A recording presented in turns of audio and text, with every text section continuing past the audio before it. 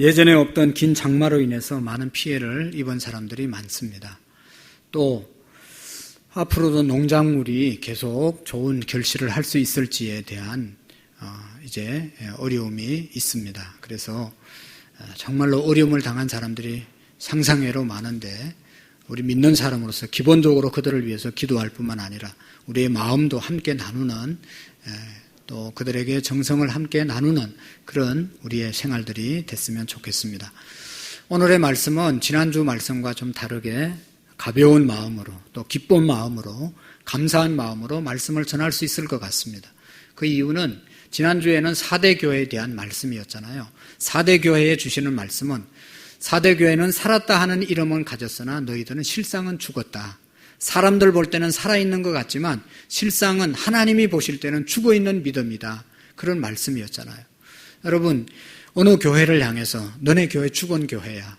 또 어떤 성도를 보면 네 신앙은 살아있다고 하지만 사실은 죽은 신앙이야 라고 말하면 얼마나 끔찍하고 또 마음이 아픈 그런 말씀입니까?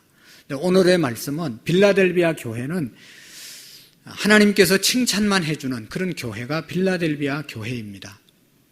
그래서 이 땅 위에 교회 이름을 짓기가 참 쉽지 않은데 그래서 성경의 이름을 따서 이 좋은 빌라델비아 교회 이름을 따서 빌라델비아 교회를 많이 세웠습니다. 아마도 그 이유는 빌라델비아 교회처럼 우리 하나님께 칭찬만 받는 교회가 되자 하는 그런 뜻을 가지고 그런 의도를 가지고 교회 이름을 그렇게 지었는지도 모르죠. 빌라델비아 형제 사랑이라고 하는 그런 뜻입니다. 얼마나 좋아요. 형제를 사랑하자. 그래서 미국에 가면 필라델비아 도시가 있지 않습니까? 그만큼 좋은 교회가 바로 이 빌라델비아 교회였습니다.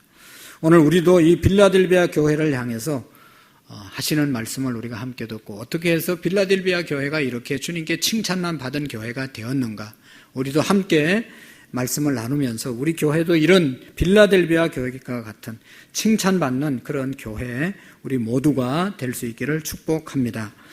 이 빌라델비아 교회는 4대 교회에서 동남쪽으로 약 40km 떨어져 있는 그런 지역에 있습니다.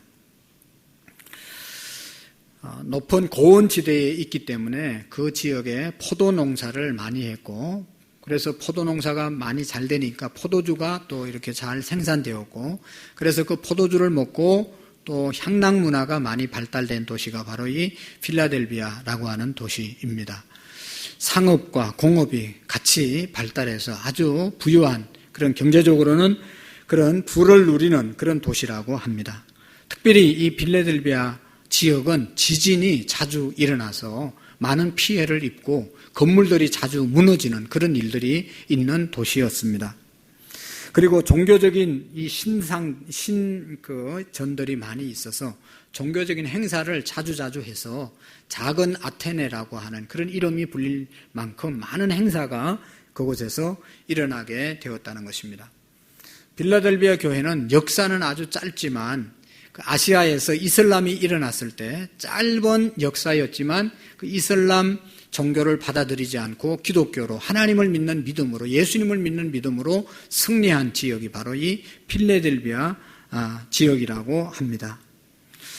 오늘 이제 먼저 7절의 말씀에 보시면 이 필라델비아 교회에 나타나신 예수님, 나타나서 말씀하신 예수님의 모습을 우리가 먼저 생각해 볼 수 있습니다.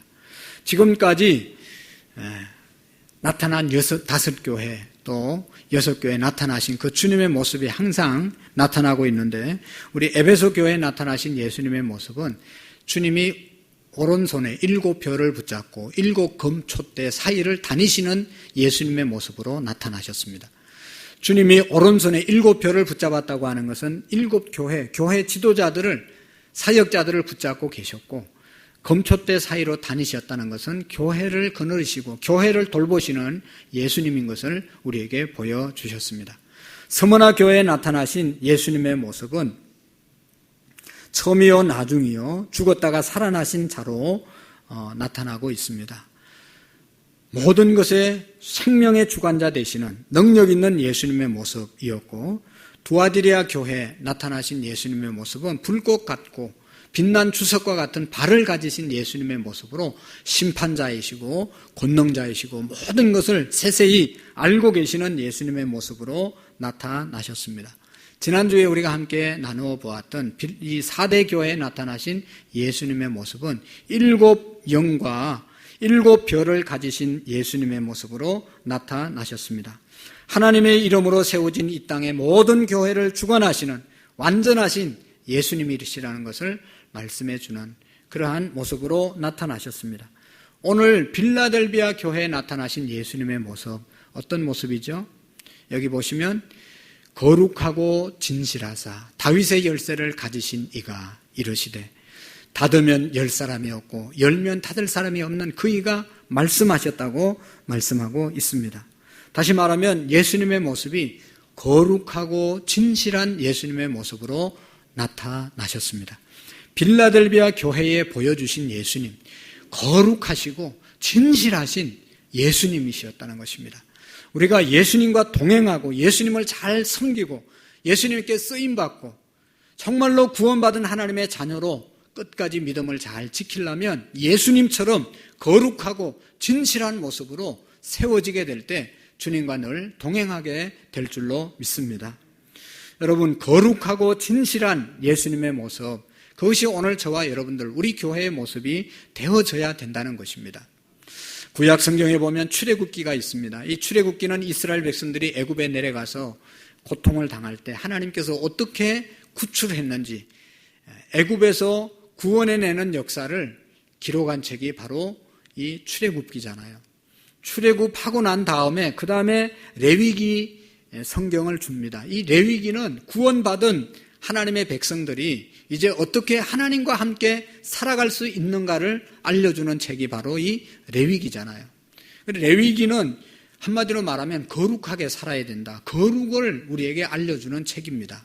어떻게 거룩해지는가, 거룩해지는 방법에 대해서 말씀하고 있는데 1장에서 7장까지 내용에 보면 5가지 제사, 5대 제사를 잘 지냄으로 죄 있는 사람들이 제사를 하나님께 드림으로 그 죄가 용서함을 받고 거룩해지고 그래서 하나님께 나갈 수 있게 되고, 두 번째로는 하나님께 나온 사람들이 하나님과 동행하는 방법은 7대 절기를 지킴으로 7가지 절기를 주셔서 그 절기 때마다 우리가 그 절기의 의미를 생각하면서 하나님이 하신 일들을 생각하면서 날마다 하나님과 동행하는 것이 바로 이 7대 절기를 주신 의미입니다.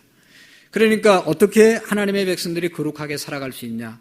제사를 통해서 또 절기를 지킴으로 하나님과 거룩하신 하나님께 나갈 수 있다는 것을 알려주셨습니다. 오늘 우리 신약시대에는 제사가 없어졌잖아요.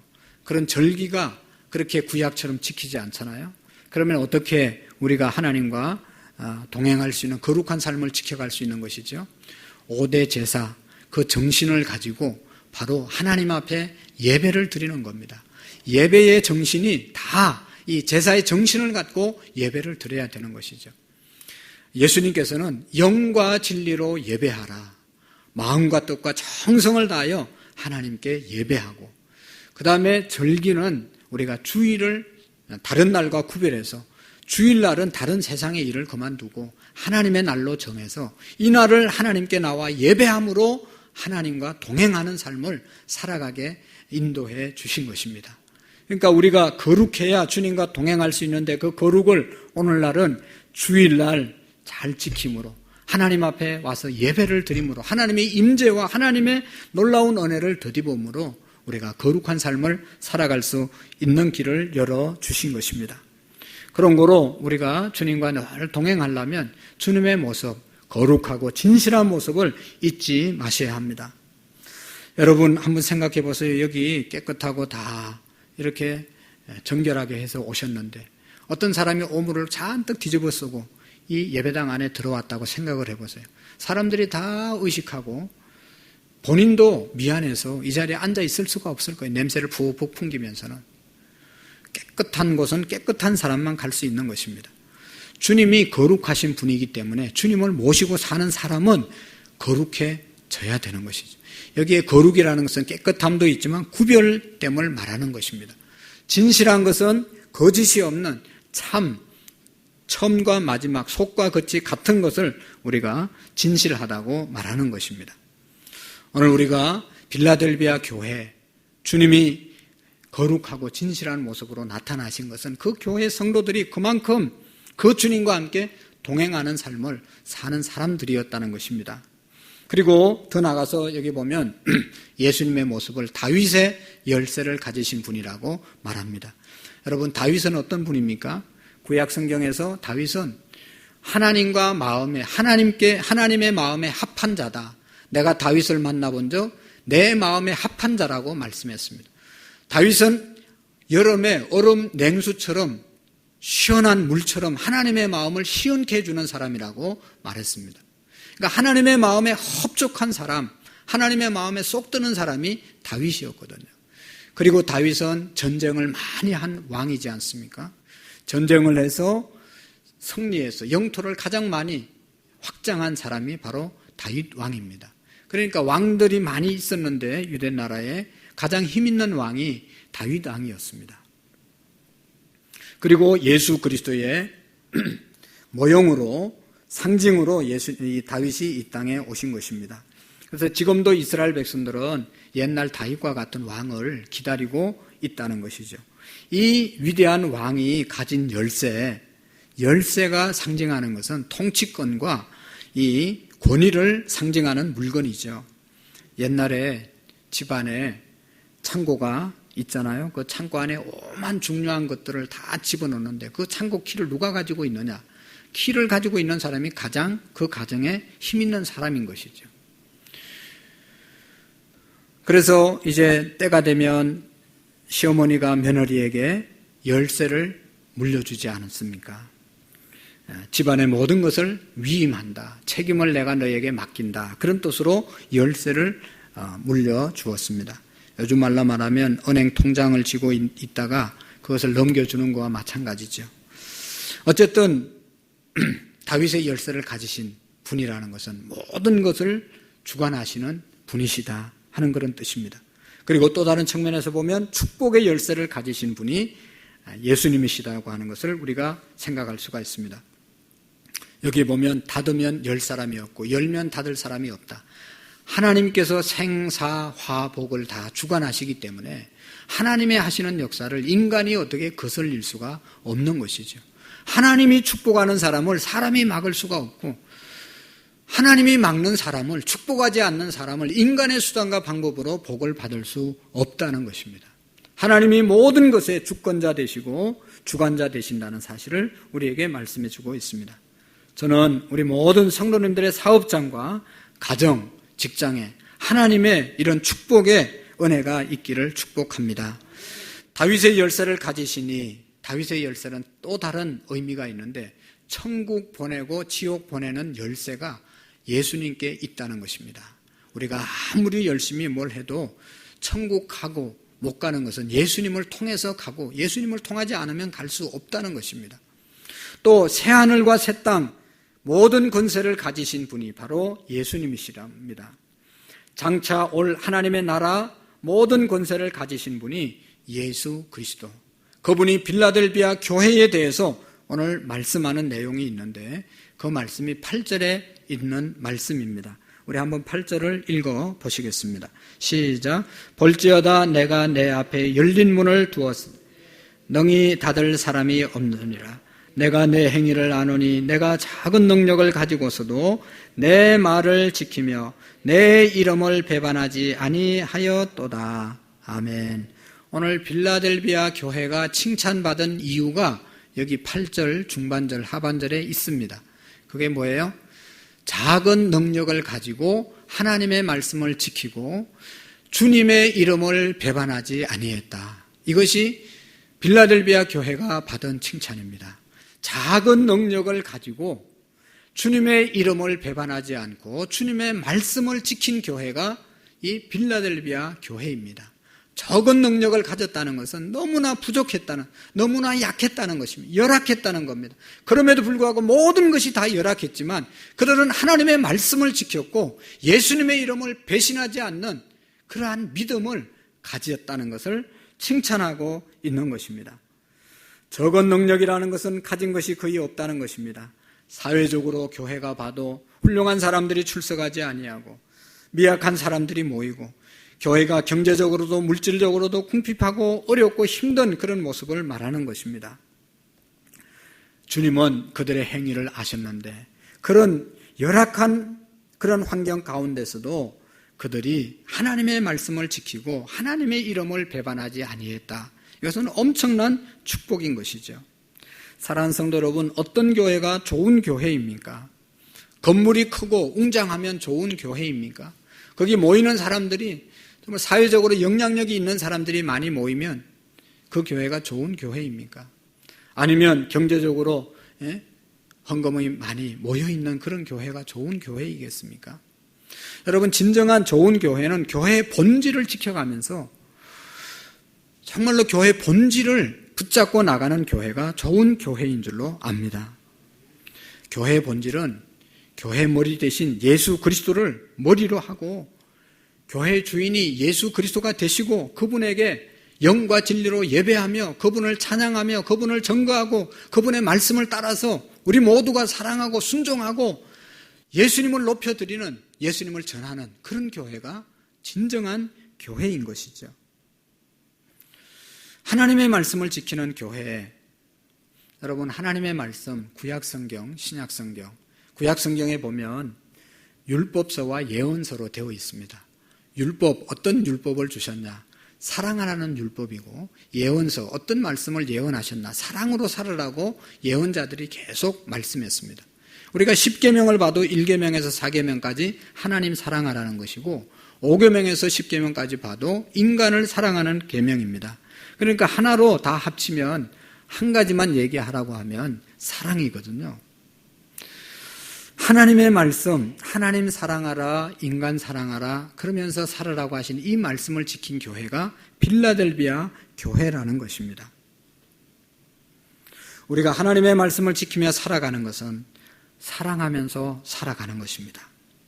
적은 능력을 가졌어도 우리가 사랑하면서 살면 하나님께서 그 교회를 칭찬하는 그런 교회가 될 줄로 믿습니다. 오늘 우리가 늘 부르던 찬양이 있습니다. 사람이 넘치기보다 사랑이 넘치는 교회, 섬김을 받기보다는 섬김을 알아가고 섬기는 교회 되기 위해서 우리가 찬양으로 하나님께 기도하는 마음으로 올려드리는 찬양이 있습니다. 그렇습니다. 여러분, 교회 와서 정말로 사랑받기보다는 사랑하는, 사랑을 베푸는 그런 저와 여러분들이 될 수 있기를 바랍니다. 적은 능력을 가지고도 하나님의 말씀을 지키는 그런 우리 교회가 될 수 있기를 바랍니다. 참 이상한 것은요, 어떤 사람은 키도 크고 얼굴도 잘생기고 노래도 잘하고 운동도 잘하고 말도 잘하고 모든 것이 다 잘하는데 너무너무 부러운 사람들이 있어요. 야, 어떻게 저런 사람이 있을까 싶어요. 그런데 또 자세히 살펴보면 제일 중요한 일을 못하고 살더라고요. 직업이 없이 사는 사람이 있어요. 멀쩡하게 생겨가지고 아무 일도 안 하고 다른 가족이 벌어다 주는 돈으로 먹고 사는 사람이 있어요. 여러분, 큰 능력이 있다고 다 큰 일을 하는 게 아니잖아요. 적은 능력을 가졌어도 어떤 사람은 남보기에 초라하고 정말로 왜소하게 보이고 연약해도 속이 꽉 찬 사람이 있습니다. 실력 있는 사람이 있습니다. 자기만 사는 게 아니고 자기가 다른 사람을 살려내는 그런 일을 하는 사람들이 있습니다. 여러분, 우리 교회는 감사한 것이 지하에 개척할 때부터 처음부터 선교 헌금을 우리의 형편대로 했습니다. 신학생을 돕는 일을 했습니다.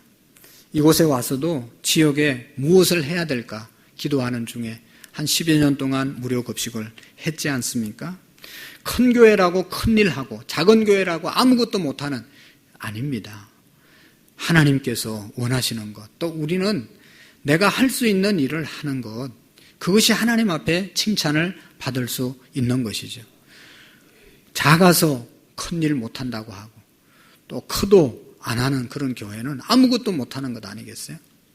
우리가 어렵더라도 작더라도 작은 능력을 가지고서도 하나님의 말씀을 지켜나가는 주님께 칭찬받는 빌라델비아 교회 같은 은혜가 있기를 축복합니다.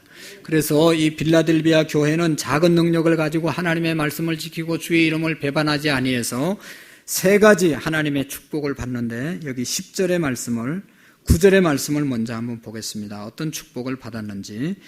9절 말씀 시작. 보라, 사단의 회당 곧 장차 유대인이라 하나 그렇지 아니하고 거짓말하는 자들 중에서 몇 철 내게 주어 그들로 와서 내 발 앞에 절하게 하고 내가 너를 사랑하는 줄을 알게 하리라.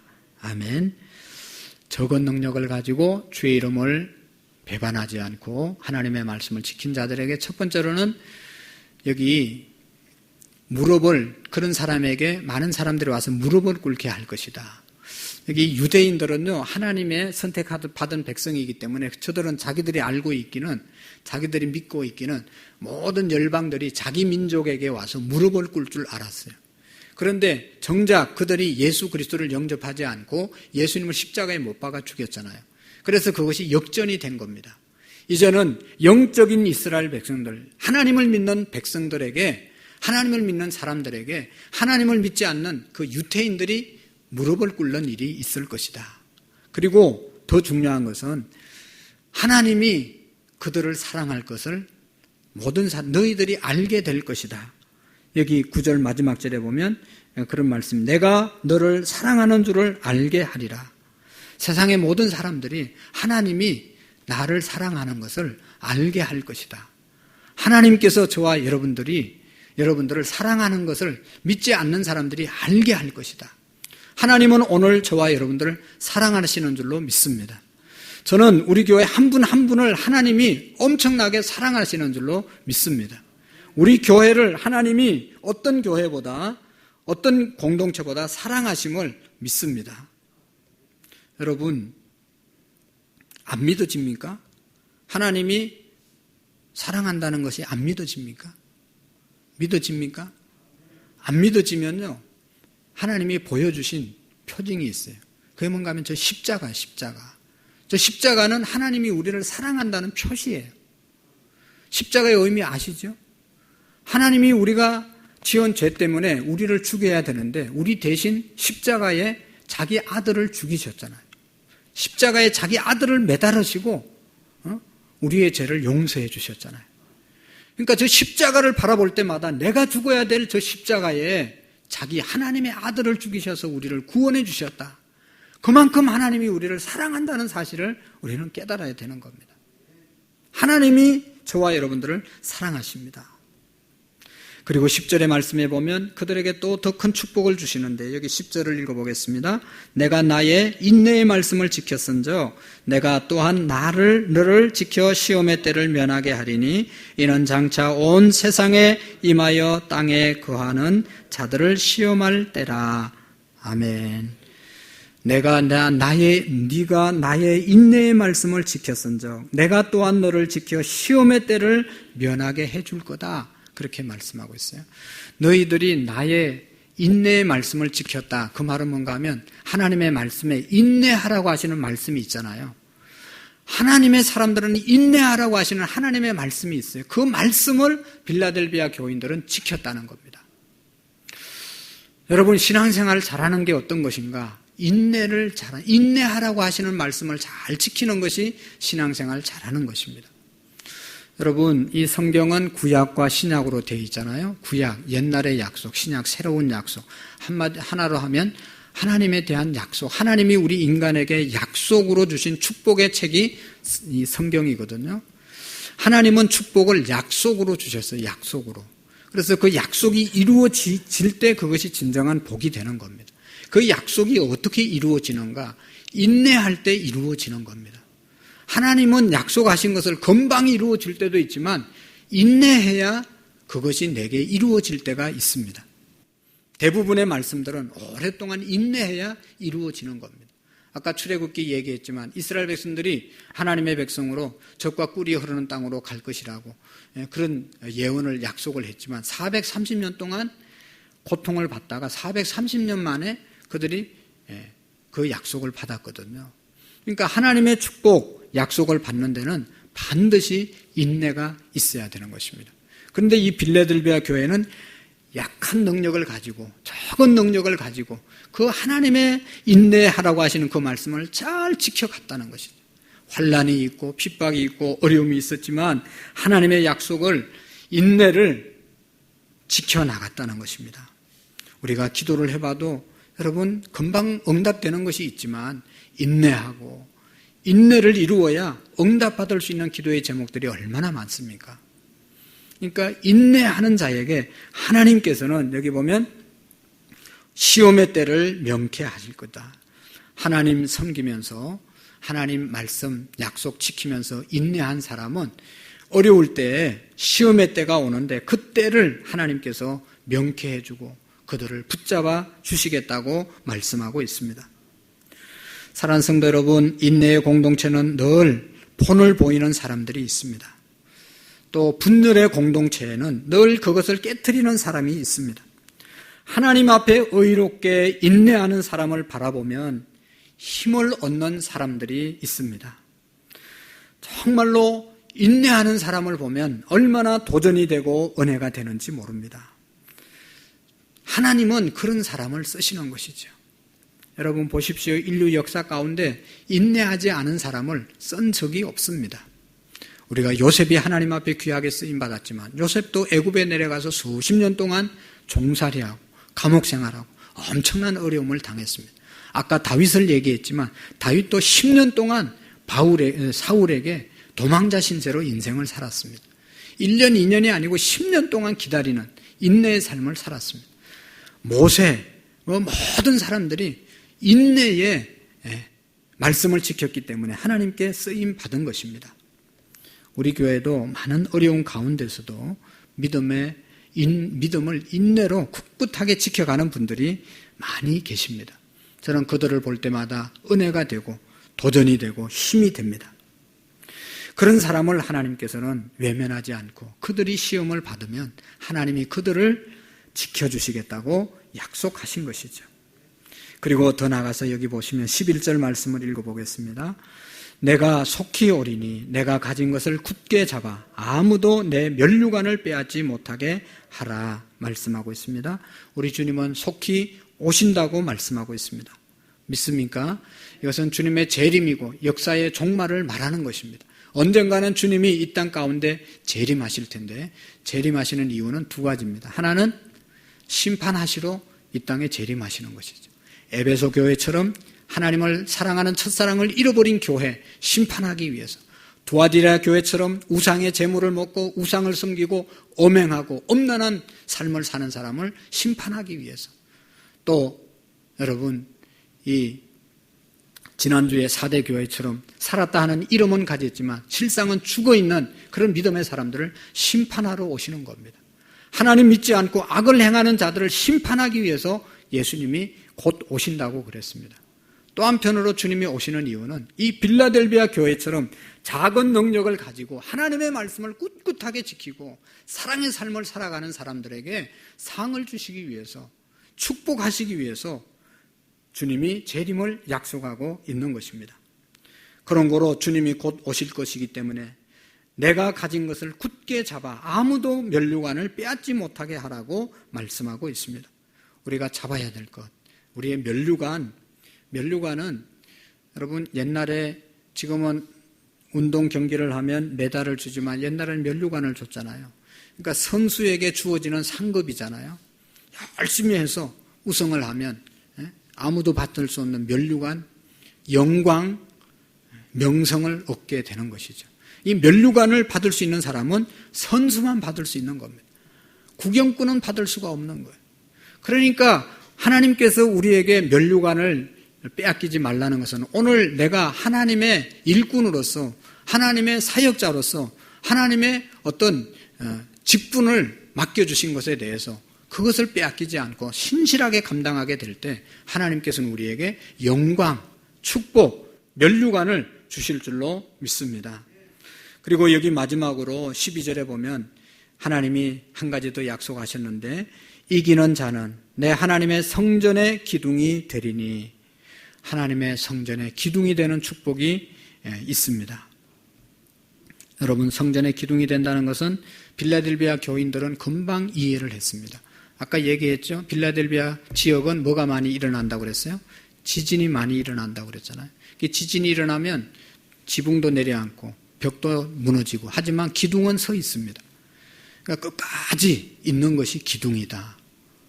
여러분, 성전의 기둥이 된다는 것은 끝까지 주님과 함께하는 사람, 끝까지 주님의 은혜를 입고 주님이 붙잡고 주님과 함께하는 사람이 성전의 기둥들입니다. 오늘 우리 교회에, 성전에 많은 우리 교회 안에 기둥과 같은 분들이 많이 일어날 수 있기를 축복합니다. 옛날하고 건축 공법이 많이 달라졌지만, 옛날에는 이만한 건물을 지어도 이 중간중간 기둥이 있어야 됐습니다. 그래, 요즘은 기둥이 없잖아요. 큰 건물을 지어도 중간에 기둥을 안 세우고 자 이렇게 훌륭한 공법으로 합니다. 그러나 기둥이 안 보이지만 없는 게 아닙니다. 이 뒤에 다 벽에 다 기둥이 있습니다. 기둥이 없으면 건물이 버틸 수가 없어요. 눈에 보이지는 않지만 다 기둥이 다 견고하게 서 있기 때문에 이 건물이 유지되는 겁니다. 교회, 여러분, 공동체에 마찬가지입니다.